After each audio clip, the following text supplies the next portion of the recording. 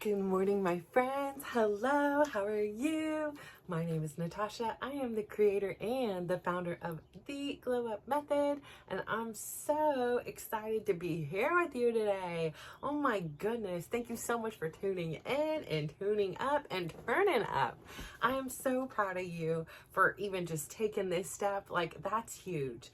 I today have been thinking a lot about a lot of things, but also about not a lot at all. I have been practicing. Yesterday I talked about how I have really been loving these silent walks that I've been taking in solidarity. Like, I leave my cell phone at home. I do have my watch on, but it is, and I do log it as like an outdoor walk, but it is not like when it first started, it was like, hurry up, let's add in more steps to see how it is a much different type of walk. This is a leisurely, let's observe what's going on in the world kind of walk. And over the week, this is what has, or now it's like week 2, I've been doing it. This is the evolution of this walk that I'm reintroducing, taking me back to my foundation. When I started my weight loss journey, my health journey, my holistic healing journey, it started with walks outside. That is the place in which the why came to me, the motivation, the distraction, the resilience to push through the pain. It all happened outside. And it wasn't fast because my body didn't move fast. It wasn't efficient because, I had to take a lot of breaks. And so it just was, and there wasn't any judgment.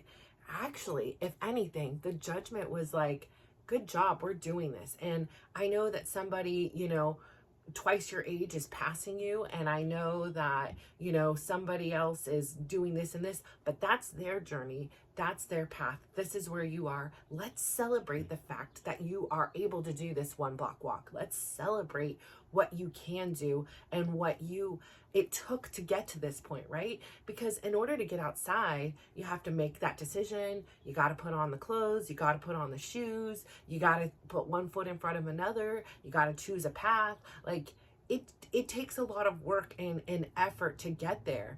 And yeah, sometimes now it's like you don't even think about it, right? It just happens. It's part of the day. It's part of my new system. But it wasn't always that way. It was really challenging. And so again, like I've said, in my journey, it's been this whole evolution of what works now, today, for the person I am today. Now, what works for me today may not work tomorrow, may not have worked 5 months ago. But what it is really like listening and taking the feedback of who I am today. There's so many different environmental factors, right? You've got weather, you've got family, you've got friends, you've got work, you have your social, you have emotional things, you have mental things, you have so many exterior things going on that kind of have this influence on who you are. So I always take it back and say, for my lessons, for what, I want to share and teach is the crucial part. And it's a part I'm still working on. It's a part that is I will never be done working on, right? It's an evolution because we have so many factors that we are literally like reborn every time we wake up and we're this new person. There's so many factors that go into anything. So it's really this holistic approach that tackles all these important areas in which you can create your own foundation, your own habits, your own rules for this game of life that's yours. I am not playing your game of life. While I did let a lot of people play mine for a long time, ultimately, it is now my turn to take back this game alive and say, hey, you're welcome to play along with me, but I'm going to be the one that's going to create the rules, and I'm going to be the one that enforces the rules, mostly to protect me from me. Not from me from you, but I need to create these rules so that I continue to show up and be the person I want. So I continue on this evolutionary process and journey that I so am craving and desiring. Sitting in the stagnation on a hamster wheel and just, being told that this is how you're supposed to live, it didn't work for me. It made me feel very terrible, anxious, depressed, nervous, cranky, hungry, it had all these other negative things that they're in there. I was still me, right? Like I still could find the positive in any situation. I can do all these things, but it took a lot of effort and it wasn't constant. I wasn't able to continually tap into this superpower I have in order to, really analyze the situation and come back and say, yeah, these horrible things happen, right? But there is a lesson. And if that lesson isn't even just for me, then this is a lesson we can share with others. And hopefully they can learn something and perhaps maybe not have that experience happen to them, or if it does, they have some wisdom built in to say, oh, here's how it goes. Like I think about how when we navigated Dylan's brain tumor in surgery, we didn't really know anybody. We didn't know anybody in this situation. I wasn't as savvy with the social media, and so I did join groups and I did make connections that way, which was a relief. Like there's one woman in particular, she had a daughter, they have a family history of it, but she had a surgery around the time as my son did in the same hospital, different surgeon. Ours, we went through the pediatric side, she went to the adult side. Though she was a child, like the adults still do children and everything, not child, but like a teenager. So it was just, it was this community where I could see the worst situation, but then the follow-up, the best situation. So it gave me a ton of hope. But that information was not just like locked and key and like, okay, we learned it. At some point in life, somebody else came into our life, and Dylan and a little bit me, because I helped the mom, I shared things with the mom, were able to help somebody else in their journey. And so we were able to take all that wisdom we had acquired, all the experience we had, and share it with them, and then also give them this picture of, yes, it is challenging and things, but there is the possibility for this happy ending. There is this possibility that you will go back out and play the game you love again and do excellent and well and all these things. So it's really important for me to not only learn, but to share, because I feel like that is where, as a community, as a worldly human beings, as that's where we're going to grow. It's not me against you and you against me and what can I learn and gatekeep. It's if we share knowledge, if we share experiences, we all rise together. And I feel like that's such an important thing. But in order to get to this place, right, where we are the most healthy, confident people, we need to really prioritize ourselves. We need to, and this is like a new concept for me, right? Because I'm a admitted, self-care junkie, or not self-care, excuse me, I now am, but like caregiver junkie. I was always ready, on call with my medical bag and my knowledge and my whatever it is, and I take it on. I can still feel I still very much am in this role, right? My son has the teammate who is still in the pediatric ICU, who is going through it, and I'm just inundating myself with education, with information. And it's a little easier for me because I know a lot of the jargon, just because I've been in those situations. I can imagine the hospital room because I've been in them. Like I can imagine all of these things. I have been there, and I'm still in this caregiver role, even if it's not asked of me, wanted of me, needed of me. It's just for my own sense of understanding what is happening and what is going on, so that if there is anything I can do, I'm already educated and have some kind of baseline information. And it helps me to really process, the event, because it's shocking, right? Like you go, you leave your house walking to camp, and you leave via ambulance, and you haven't walked since. like it is just, again, like what I say this all the time, is there is no guarantees of what the day is going to hold for you. And so I feel like I need to keep saying this, because there were so many times in my life when I was like, I'll get to it tomorrow, I'll get to it next week, I'll do this, the things that really mattered. Yeah, that's things I don't really care about and I procrastinate on. Okay, that makes sense, right? But those things, those dreams, those aspirations, those conversations, those relationships that really mean something to me, I really need to remind myself, like, now is the time. Now is the time to do these things. And so, again, reaching back to my foundation, where it all began, without the gyms, without the dance classes, without the rushing to 20,000 steps, like, where did it all begin? Like, sometimes we overcomplicate things. My uncle, one of his favorite sayings was, he's a simple man with a simple plan, trying to get by the best he can. And he would constantly remind me, and I didn't understand, like, the trouble part is like, I wish he could see where I am now. And I wish that we can have the conversations now, but I also understand that he was here for exactly as long as I needed him to be in my life, that it was time, for the student to become the teacher. It was time for me to practice on my own these things without looking for the reassurance or the, like, am I doing this right? Or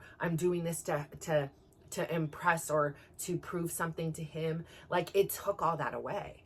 And it was just this focus on taking care of how to figure out how to taking care of myself. And, and without his amazing wisdom that he would, forage and find and then disseminate to me, I now had to go and forage and find. And yeah, some I was already doing on my own, but he was really good at collecting data and then sharing it with me, and philosophies. And of course, he's wise, right? He was much older than I am. He's listened to much more. He's witnessed much more. He's experienced much more. So that wisdom was this priceless tool. It was gold. It was worth everything. And again, it was at a time when so many people needed me. And now, as I'm getting older and as my kids are getting older, they don't need me as much, and I don't need them to need me as much. Like, it is okay to let that go, let them go and flourish and live their life. That is the circle of life. And it's exciting. Before, it used to be something I would fear. Like I said, I used to say all the time, I wish my kids would never grow up. I wish they would live with me forever. And that's like a little bit of codependency there, right? Like, I needed them just as much as they needed me. I needed them to need me. I needed them to fill me and not abandon me, because I had all these other, things going on in my brain because of the life that I had lived, unbeknownst to me, unbeknownst to them. And so, yeah, it was this environment that, until COVID hit, and I was like, hold on, wait a minute. I need to readjust these rules. If these kids are going to live with me forever, I need a much bigger house. We need a pool. We need a hot tub. Like, I didn't put that out in the universe as specific as I needed it to be until it happened. And I was like, okay, I take it back, sis. Although I do love them, I do adore them. I do love their youthful energy around. I do love being able to drop them in a car and TED talk them out, like, they're like, okay, yesterday I had a big one on the way to PT. And so at the end, my son Dylan was like, all right, guys, any questions about episode 33 on like, so it was funny. And then, my little one pretends like he didn't hear. He's like, what? Yeah, I just tuned it out. I didn't know. I was like, yeah, right. You did not. Because he will repeat those things to me later on. So you could play it cool and all these things that you weren't listening to mom's TED talk, but hidden in there with some wisdom. And the funny thing is I was talking to them about what we had talked about here. And I was talking to them about how when I was taking these walks, I had like, talking their jargon, like, I had unlocked a new level. Like, I had leveled up. And my son's like, you just said that because you read that guy's shirt. And I was like, no, I didn't. I didn't read anybody's shirt. Like, I was talking about this in my thing, and he's like, no, that guy's shirt literally said level up. I was like, okay, hello, signs. Like, it is time to level up for you, for me, for we as a community. Like, it is level up time. And so in order to get to this level up space, right, you need to make room for it. And when there's so much angst and what I should do and what I should be doing and to-dos like running through our head, yes, we have to do these things sometimes, but it just overwhelms the system for me personally. And then there's no action, right? Like I have a lot going on, and you know, I love to eat. So I will, you know, it's been my comfort, it's been my consistent, no matter what size. I've been able to, you know, create these new rules where I can still eat everything I want and it not make, you know, a big difference. Maybe right now I kind of feel like I have been going a little bit on the overboard side, because again, it's still this, you know, my relationship with food isn't necessarily the healthiest. It has rules and things like that, but it's, you know, like it is still very much a comfort thing for me. And I'm not willing to make it like put these strict rules on it, because I love sharing meals with people. I love food, and I feel like, you know, finding this balance and how to make it work in my life is what's important. But yeah, I've been overindulging a lot a bit, but I have a lot going on, and I understand what I'm doing. I understand it. It's just, there's a lot going on, and sometimes I just, you know, in the spirit of, I don't get a lot of hugs. I don't drink. I don't do drugs. Like you know, there's very little things I have as like an indulgence. I don't really like shopping. Like the most shopping I do is on Amazon, and half the time I return the crap because it's crap that comes, you know, like I'm like, oh gosh, this looks so much better in the picture, but in reality, this fabric wasn't great or whatever it is. So, or it comes broken, or, you know, I ordered my son a mattress pad yesterday. They sent me the wrong size. Even the paper in here is like, here is the size, and literally the box is different size. So it's like, I'm not a big shopper. You can see I'm wearing the same damn style every single day. It's easy. It's convenient. It's forgiving. It's stretchy, you know, like, and then if I dress up, I'm usually in a dress or something like that. I do not like myself with my apron belly in jeans. Like, I feel uncomfortable. They don't even look good on me, because it's just like, boom, here in the belly. So it just, like, I'm not the one with the jeans. And I try, like, I'm like, you know, and I'm like, oh, okay, I feel like young and cute. And then I'm like, no, it just don't work for me. Anyways, I say all that to say, like, I get it. Like, I have a lot going on. And so this is a right-handed thing to say, here we go in here. But I'm also simultaneously finding some new skills. So again, today on my walk, it was so leisurely. I was like, got to a place that I would have got to in 5 minutes. And I was just curious, and I looked at my watch. It was 12 minutes. That is how like leisurely I was taking it. It was just enjoying the walk.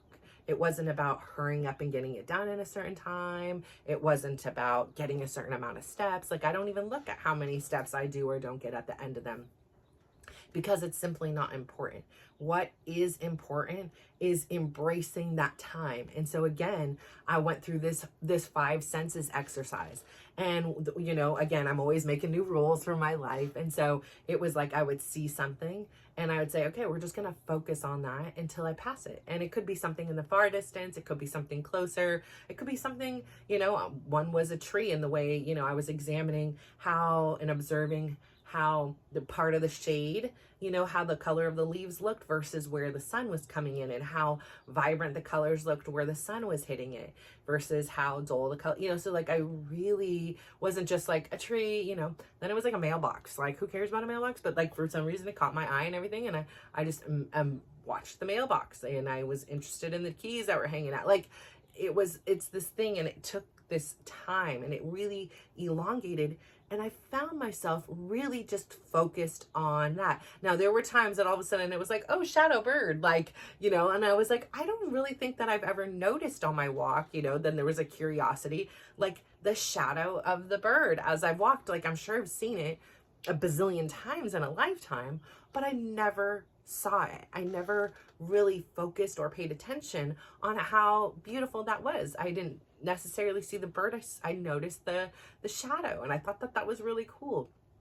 And so being able to really just hyper focus on these very calming and sometimes beautiful. I mean, the smell, for some reason, the smell that I smelled was, I walked past the dang garbage and there must have been doggy doo-doo in there. So it wasn't like it was like a pleasant smell or anything, but it was like, yep, that's what I smell. You know, it's just this, I don't have to judge, and it doesn't have to be perfect. Because first I was like, ew, I don't want doggy poo to be like the thing I smell today. Like, ick, you know, and I'm trying to like pass judgment. I'm like, no, it just is. I can't hide it. I can't change it. I walked past the garbage. It smelled like dog poo. Like, what, you know, like it just is. It's nothing about being judgment. It doesn't have to be perfect. It doesn't have to be pretty. It just is. And so again, I'm really opening myself up to practicing this, because I'm somebody who has a lot of stimuli. There's a lot of people, there's a lot of things happening. My son come home, he's injured, there's somebody else here, there's somebody else, this thing is happening. I gotta go to this PT, I gotta go to that doctor's appointment, I gotta take this one to the driver's license. Like, there's so many things just within my kids. And then let's talk about myself here. Hello, I am creating a podcast, a YouTube, a business, a platform where other people can learn how to make these changes in their life and see, like, hey, it isn't perfect. It isn't always beautiful. Sometimes it smells like dog poo. It is really hard. It's the same thing with therapy. Like, I have a situation where I know somebody, and this family is extremely overprotective of their kids, even though their kids are so well behaved. They are so good. And, oh yeah, by the way, your kids are 22 and 20, but they don't want to let it go. They want this same unit to be together forever, and they'll do anything at all costs to ensure that to happen. And that cost is at the cost of their children. They're not allowing them to explore and see the world, and they have to share an Apple ID, and you have to be home at 12 o'clock, and you can't leave before this time, and you have to cook and clean for us and do all the activities that we want to do. And you have none of this autonomy to kind of figure out the world or make a mistake and know it's safe to go back home to mom and dad. And so when you live like that, you're just stifling somebody else's growth because you have fear, right? Like, oh, you can't do this, you can't do this, you can't do this. Like, they're imposing all these rules. And as the child, they've been brought up to listen and obey, and that's what's good. And I'm a good person, and a good person listens to their parents and doesn't do anything else. But it's a real shock to the system when, they're like, I want to leave, and they're going to do anything they can to prevent that from happening. And so I really don't remember why that story came up, but I do say, like, people need the freedom to have this independence and this exploration.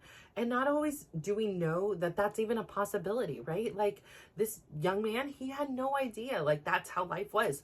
I can relate to that because for so long, I did not know. Like, you're figuring this out in the 20s?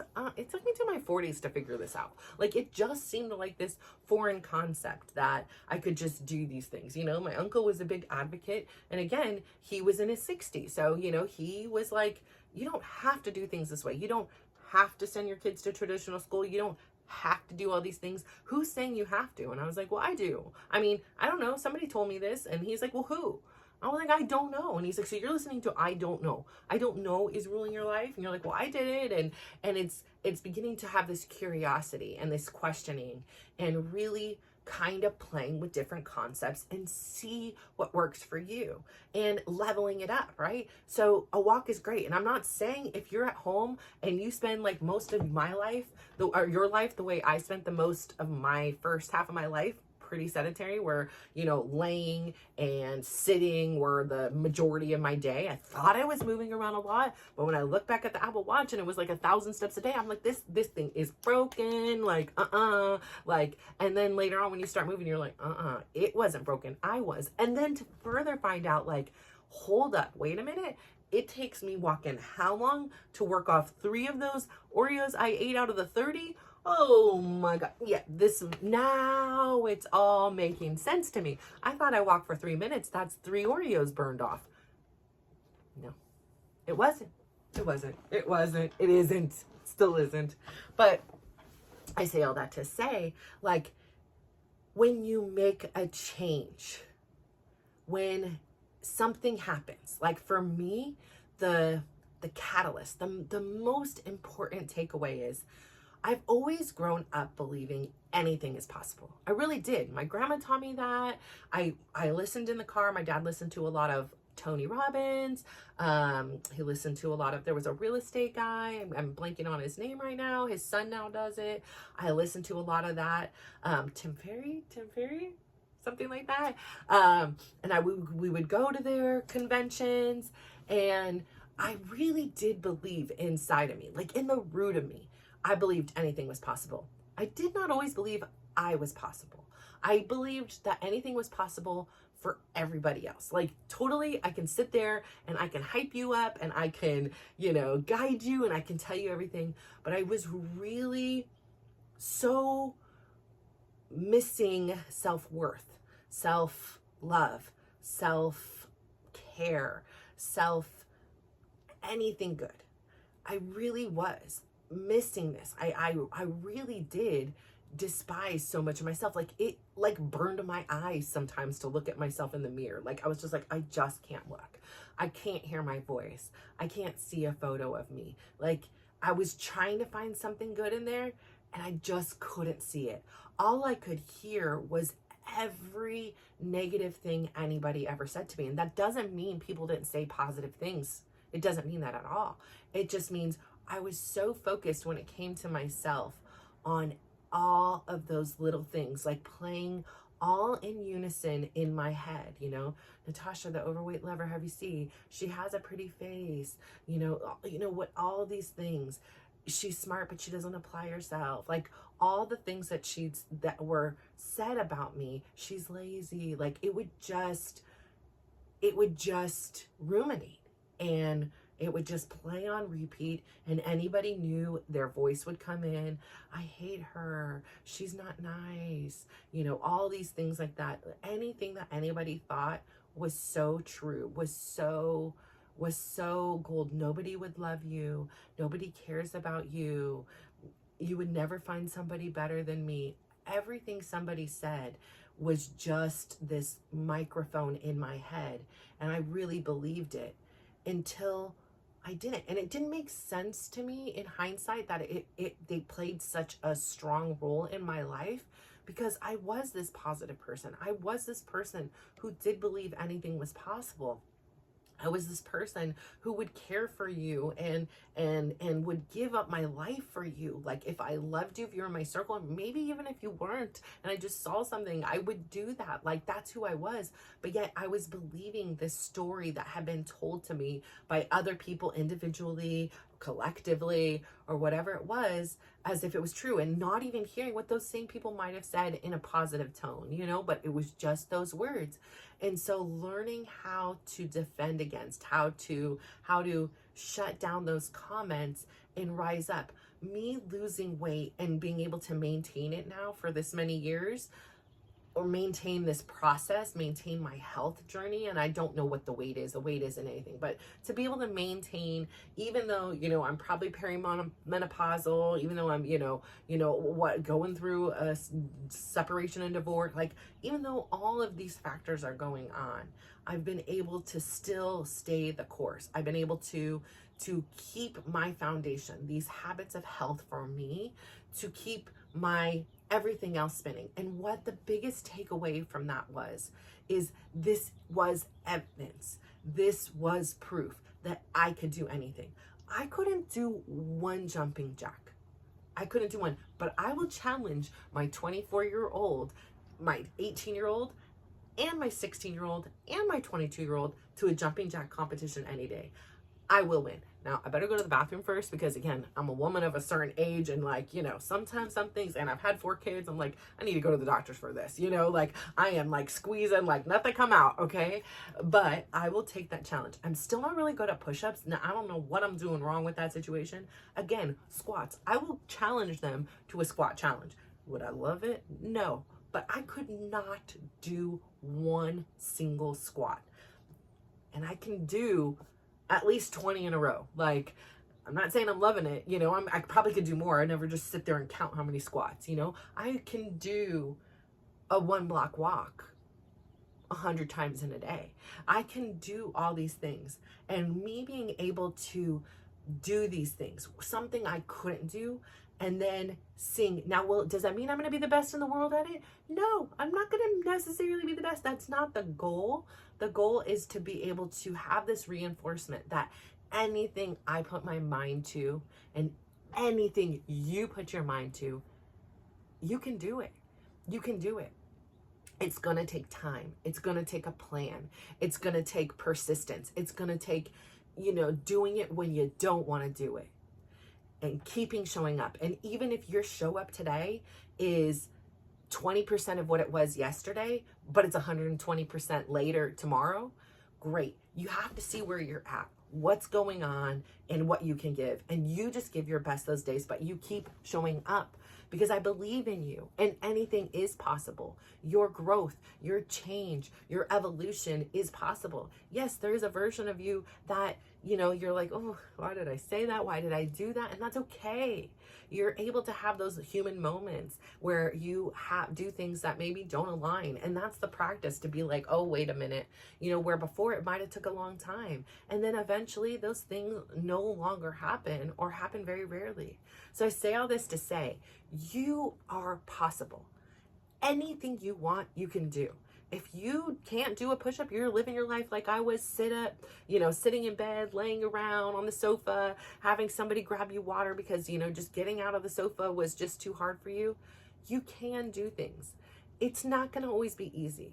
It's not going to always be pretty. Sometimes it's going to smell like poop. And just like with therapies and things like that, like it doesn't start off great. Like, it's not like, okay, here, what's the timeline? Am I going to be in for 6 weeks and then I'm fixed? Like, this isn't a quick fix. There are a lot of underlying things, and you need to pull up all this underlying crap that you're like, I buried it. It's like a swamp. I don't want to be a part of it anymore. I don't want to think about it. I don't want to know about it. It's just, let's just keep burying it until you release it, and then you get through the other side. But a lot of this process is murky. It's ugly. It's hard.